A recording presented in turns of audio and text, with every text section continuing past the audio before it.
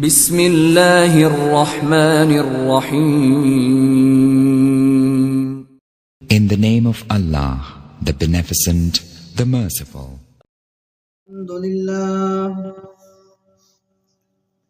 الحمد لله وحده لا شريك له، والصلاة والسلام على من لا نبي بعده، وعلى آله وأصحابه الذين أوفوا عهده. أما بعد، فأعوذ بالله من الشيطان الرجيم. بسم الله الرحمن الرحيم. يا أيها الناس قد جاءكم برهان من ربكم وأنزلنا إليكم نورا مبينا. وقال النبي صلى الله عليه وسلم: لو جعل القرآن في إهاب ثم ألقي في النار ما احترق، أو كما قال صلى الله عليه وسلم. سبحان ربك رب العزة عما يصفون وسلام على المرسلين والحمد لله رب العالمين. اللهم صل على محمد وعلى آل محمد كما صليت على إبراهيم وعلى آل إبراهيم إنك حميد مجيد. اللهم بارك على محمد وعلى آل محمد كما باركت على إبراهيم وعلى آل إبراهيم إنك حميد مجيد.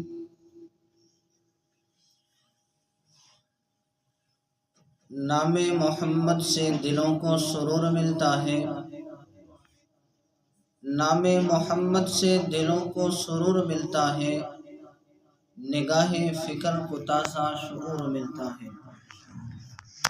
نصیب کیسا بھی ہو واسطہ احمد کا دیکھے، نصیب کیسا بھی ہو وسیلہ محمد کا دیکھے، خدا سے جو بھی مانگے ضرور ملتا ہے. کتابوں میں جو افضل ہے اسے قرآن کہتے ہیں، کتابوں میں جو افضل ہے اسے قرآن کہتے ہیں، اسے جس نے اتارا ہے اسے رحمان کہتے ہیں. سجا لے جو اپنے سینے میں اس کے 30 پاروں کو، زمانے بھر میں اسے حافظ قرآن کہتے ہیں.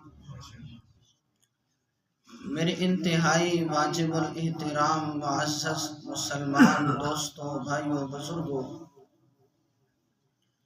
تکمیل قرآن فی التراویح کی تقریب ہے.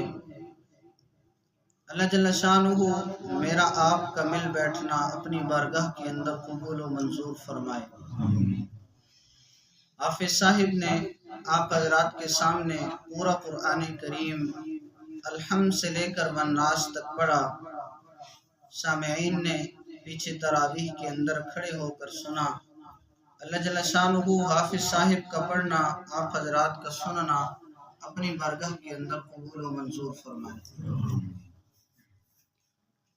اللہ جل شانہ نے انسانوں کی ہدایت کے لیے انبیاء علیہ السلام کا جو سلسلہ شروع فرمایا، اس کی ابتدا سیدنا آدم علیہ السلام سے ہوتی ہے، اور اس کی انتہا سرور کونین، ساقی کوثر، شافع محشر، تاجدار مدینہ، عبداللہ کے لخت جگر، آمنہ کی نور نظر، سید الورا، محبوب کبریا، لا یمکن الثناء، بلغ العلا، کشف الدجا، مکین گنبد خضرا، راحت العاشقین، رحمت للعالمین صلی اللہ علیہ وسلم پر ہوتی ہے.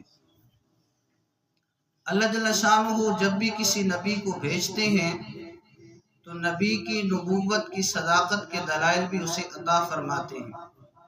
جنہیں معجزات کہا جاتا ہے، اللہ جل شانہ نے میرے اور آپ کے آقا حضرت محمد مصطفیٰ صلی اللہ علیہ وسلم کو جب اس دنیا کے اندر مبعوث فرمایا تو آپ صلی اللہ علیہ وسلم کو بھی معجزات عطا فرمائے۔ میں نے جو آپ حضرات کے سامنے آیت مبارکہ پڑھی، اس کے اندر اللہ جل شانہ نے فقط 2 دلیلوں کا تذکرہ کیا ہے۔ نمبر 1، آپ صلی اللہ علیہ وسلم کی ذات اور وجود کو دلیل بنایا گیا۔ نمبر 2، قرآن کریم کو آپ صلی اللہ علیہ وسلم کی نبوت کی صداقت کی دلیل بنایا گیا۔ تو پہلی دلیل آپ صلی اللہ علیہ وسلم کا وجود ہے، آپ صلی اللہ علیہ وسلم کا کردار ہے، اس لیے کہ رسول اللہ صلی اللہ علیہ وسلم نے 40 سال مکہ والوں کے اندر گزارے۔ حضور صلی اللہ علیہ وسلم کا بچپن مکہ والوں میں گزرا، حضور صلی اللہ علیہ وسلم کا لڑکپن مکہ والوں میں گزرا، آپ صلی اللہ علیہ وسلم کی جوانی، آپ صلی اللہ علیہ وسلم کی شادی، آپ صلی اللہ علیہ وسلم کی تجارتی معاملات، آپ صلی اللہ علیہ وسلم کے اخلاق، 40 سال تک رسول اللہ صلی اللہ علیہ وسلم ان میں رہے۔ اللہ جل شانہ نے جب نبوت، ختم نبوت کا تاج حضور صلی اللہ علیہ وسلم کو پہنایا، آپ صلی اللہ علیہ وسلم نے اپنے قبیلے والوں کو یوں جمع فرمایا اور قبیلے والوں سے یہ اعلان فرمایا، لقد لبثت فیکم عمرا، میں نے تمہارے اندر زندگی کا ایک حصہ گزارا ہے، هل وجدتمونی صادقا ام کاذبا، تم نے مجھے کیسا پایا ہے؟ مکہ والوں نے جواب دیا، جربناک غیر مرہ، ہم نے آپ کو کئی مرتبہ آزمایا ہے، ما وجدنا فیک الا صدقا، ہم نے آپ کے اندر سچائی ہی پائی ہے۔ رسول اللہ صلی اللہ علیہ وسلم نے فرمایا، جب مجھے صادق اور امین کہتے ہو تو میری بات سنو، اللہ جل شانہ نے میری اوپر وحی نازل فرمائی ہے، اللہ جل شانہ نے مجھے نبوت، ختم نبوت کا تاج دے کر اللہ کا نبی بنا دیا ہے، لہٰذا میری نبوت، ختم نبوت پر ایمان لاؤ، اللہ جل شانہ کی وحدانیت پر ایمان لاؤ۔ لیکن قوم منکر ہو گئی، قوم نے رسول اللہ صلی اللہ علیہ وسلم کی صداقت کا انکار کر دیا، کہا کہ رسول اللہ صلی اللہ علیہ وسلم جھوٹ بولتے ہیں۔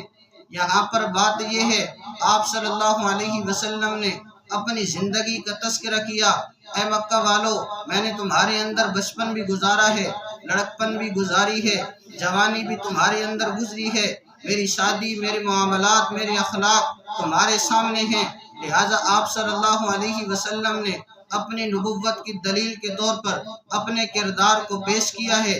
اس لیے امام غزالی رحمہ اللہ لکھتے ہیں کہ جو نبی ہوتا ہے اس کی نبوت کی سب سے پہلی دلیل اس کا کردار ہوتا ہے۔ یہی وجہ ہے کہ اگر آپ صلی اللہ علیہ وسلم کی سیرت کو پڑھا جائے، امام غزالی لکھتے ہیں اگر کوئی تعصب کے اینک اتار کر رسول اللہ صلی اللہ علیہ وسلم کی زندگی کو پڑھے گا، وہ آپ صلی اللہ علیہ وسلم پر ایمان لائے بغیر رہ نہیں سکتا، اس لیے کہ رسول اللہ صلی اللہ علیہ وسلم کی زندگی پڑھے گا۔ آپ صلی اللہ علیہ وسلم کی مخالفین میں مکہ کے مشرکین بھی شامل ہیں، یہود مدینہ بھی شامل ہیں، نصارے نجران بھی شامل ہیں۔ رسول اللہ صلی اللہ علیہ وسلم کی مکی زندگی پر جو رسول اللہ صلی اللہ علیہ وسلم پر ظلم و ستم کر سکتے تھے، انہوں نے ظلم و ستم کیے۔ رسول اللہ صلی اللہ علیہ وسلم کے راستے کے اندر کانٹے بچھائے گئے، آپ صلی اللہ علیہ وسلم پر اوجری ڈالی گئی، آپ صلی اللہ علیہ وسلم پر الزامات کی بارش کی گئی، آپ صلی اللہ علیہ وسلم کو کبھی ساحر، کبھی کاہن، کبھی شاعر، کبھی مجنوں، کبھی دیوانہ کہا گیا۔ رسول اللہ صلی اللہ علیہ وسلم پر اتنے الزامات لگائے گئے، اور جو آپ صلی اللہ علیہ وسلم کے مخالف آ کر آپ صلی اللہ علیہ وسلم سے جنگ کر سکتے تھے، آپ صلی اللہ علیہ وسلم کے خلاف تلوار اٹھا سکتے تھے، انہوں نے رسول اللہ صلی اللہ علیہ وسلم کے خلاف جنگیں بھی لڑی ہیں۔ لیکن تاریخ گواہ ہے، آپ صلی اللہ علیہ وسلم کی سیرت پڑھی جائے، کسی کافر کو، کسی مشرک کو، کسی منافق کو، کسی یہودی کو یہ ہمت نہیں ہوئی کہ رسول اللہ صلی اللہ علیہ وسلم کے کردار پر انگلی اٹھا سکے۔ یہی وجہ ہے کہ آپ صلی اللہ علیہ وسلم کا کردار، آپ صلی اللہ علیہ وسلم کا وجود، یہ آپ صلی اللہ علیہ وسلم کی نبوت کی صداقت کی دلیل ہے۔ دوسری دلیل کا تذکرہ فرمایا وَأَنزَلْنَا إِلَيْكُمْ نُورًا مُبِينًا، یہاں سے مراد قرآن مجید ہے۔ یہ بھی آپ صلی اللہ علیہ وسلم کی نبوت کی صداقت کی دلیل ہے۔ آپ صلی اللہ علیہ وسلم نے جب مکہ والوں کے سامنے اپنی رسالت کا تذکرہ کیا، اپنی نبوت، ختم نبوت کا تذکرہ کیا، انہوں نے کہا آپ کی نبوت پر دلیل کیا ہے؟ اللہ کے نبی صلی اللہ علیہ وسلم نے فرمایا مجھ پر وحی اترتی ہے، اقرأ بسم ربک الذی خلق، خلق الانسان من علق، اقرأ وربک الاکرم الذی علم بالقلم، علم الانسان ما لم یعلم۔ اللہ جل شانہ نے میرے اوپر وحی نازل فرمائی ہے۔ مکہ والوں نے انکار کر دیا، کہا ان ھذا الا قول البشر، یہ تو کسی انسان کا کلام ہے، یہ اللہ جل شانہ کا کلام نہیں۔ اللہ جل شانہ نے پھر مکہ والوں کو چیلنج کیا، اگر تم کہتے ہو محمد صلی اللہ علیہ وسلم نے یہ قرآن مجید خود بنایا ہے، رات کو بناتے ہیں، دن کو سنا دیتے ہیں، تمہیں بھی اپنی قوت گویائی پر ناز ہے، تم بھی بڑے فصحا بنتے ہو، بڑے بلغا بنتے ہو، بڑے اپنے آپ کو عربی دان سمجھتے ہو، لہٰذا قرآن کریم کی مثل لاؤ، ان یأتوا بمثل ھذا القرآن، اس قرآن کریم کی مثل لاؤ۔ لیکن جب دیکھا گیا کہ لوگ قرآن کریم کی مثل نہ لا سکے، اللہ جل شانہ نے اس چیلنج کے اندر تخفیف فرمائی، فرمایا فأتوا بعشر سور مثلی، 10 صورتیں لے آؤ، پورا قرآن کریم نہیں لا سکتے، چلو یہ چیلنج میں کم کر دیتا ہوں، ہلکا کر دیتا ہوں، 10 صورتیں لے آؤ۔ لیکن 10 صورتیں بھی کوئی نہ لا سکا۔ آپ صلی اللہ علیہ وسلم کی نبوت کی صداقت کی دلیل قرآن کریم ثابت ہو گیا۔ لیکن اللہ جل شانہ نے پھر چیلنج فرمایا، چیلنج کے اندر اور تخفیف فرمائی، فرمایا فأتوا بسورۃ من مثلی، 10 صورتیں نہیں لا سکتے، چلو 10 صورتیں زیادہ ہیں، تم ایک صورت لے آؤ۔ پھر اس کے اندر کوئی تعین نہیں کی گئی کہ کون سی صورت لانی ہے، اس لیے کہ قرآن کریم کی بعض صورتیں بہت طوالت رکھتی ہیں۔ سورہ بقرہ، آل عمران یہ بڑی صورتیں ہیں، سورہ کوثر، سورۃ العصر یہ چھوٹی صورتیں ہیں۔ اللہ جل شانہ نے تعین نہیں فرمائی کہ اگر ایک صورت لانی ہے سورہ بقرہ جیسی صورت لاؤ، بلکہ نہیں فرمایا فأتوا بسورۃ من مثلی کہ ایک صورت لے آؤ۔ لیکن ایک صورت لانے سے بھی مشرکین مکہ عاجز آ گئے۔ اللہ جل شانہ نے اس چیلنج کے اندر اور تخفیف فرمائی، فرمایا فلیأتوا بحدیث مثلی، اس کی ایک آیت جیسی ایک آیت لے آؤ۔ لیکن مکہ والے ایک آیت بھی لانے پر قادر نہ ہوئے۔ علامہ طنطاوی رحمہ اللہ اپنی تفسیر الجواہر فی تفسیر القرآن کے اندر اپنے ایک دوست کا واقعہ لکھتے ہیں کہ وہ چونکہ مسلمان تھا، امریکہ کے اندر موجود تھا، وہاں پر عربی دانوں سے ملاقات ہوئی، وہ عربی کے ساتھ دلچسپی رکھتے تھے۔ انہوں نے اس سے کہا کیا تمہارا بھی عقیدہ یہی ہے کہ قرآن کریم حضور صلی اللہ علیہ وسلم کا دائمی معجزہ ہے، کوئی قرآن کریم جیسی کتاب نہیں لا سکتا، قرآن کریم جیسی صورت نہیں لا سکتا، قرآن کریم کی ایک آیت جیسی آیت نہیں لا سکتا؟ اس نے کہا بحمد اللہ تعالی مسلمان ہوں، میرا بھی یہی عقیدہ ہے، یہ تو ایک علمی مسئلہ ہے، ابھی حل ہو جاتا ہے۔ میں اردو کے اندر ایک جملہ بولتا ہوں، تم عربی کے اندر اسے کنورٹ کرو، پتہ چل جائے گا قرآن کریم کی بلاغت کیسی، تمہاری فصاحت و بلاغت کیسی۔ اس نے کہا کہ تم یہ جملہ بناؤ، جہنم بہت زیادہ وسیع ہے۔ انہوں نے کہا ہم ابھی جملے بنا دیتے ہیں۔ ایک نے کہا ان جہنم لوسیعۃ، جہنم بے شک بہت وسیع ہے، جہنم کے اندر بہت زیادہ گنجائش ہے۔ دوسری نے کہا ان جہنم لا وسع مما تظنون، تیسری نے کہا ان ساعت جہنم لا يتصورها عقل انسان۔ اپنی طرف سے انہوں نے بڑا ٹل لگایا، بڑا زور لگایا، بڑے ہی اچھے اچھے کلمات پیش کیے۔ اس مسلمان نے کہا اور بھی زور لگاؤ۔ انہوں نے کہا کہ ہماری عربی یہاں پر ختم ہو چکی ہے۔ مسلمان نے کہا آؤ میں تمہیں قرآن کریم کی فصاحت و بلاغت بتاتا ہوں۔ قرآن کریم نے جہنم کے بارے میں کیا فرمایا؟ یوم نقول لجہنم هل امتلأت وتقول هل من مزید۔ جب یہ آیت مبارکہ انہوں نے سنی، ان کی عقل دنگ رہ گئی، ان کی عقل حیران رہ گئی۔ انہوں نے کہا کہ واقعتاً قرآن مجید یہ آپ صلی اللہ علیہ وسلم کا معجزہ ہے۔ تو قرآن کریم یہ آپ صلی اللہ علیہ وسلم کی نبوت کی صداقت کی دلیل ہے۔ کوئی اس کی مثل لانے پر قادر نہ ہوا۔ آج تک یہ چیلنج باقی ہے، لیکن کسی کافر کو، کسی مشرک کو، کسی منافق کو، کسی یہودی کو، کسی مخالف دین کو یہ ہمت نہ ہوئی کہ قرآن کریم کی مثل لائے، یا 10 صورتوں کی مثل لائے، یا ایک صورت کی مثل لائے، یا ایک آیت کی مثل لائے۔ اللہ جل شانہ نے تمام کو عاجز کر دیا ہے۔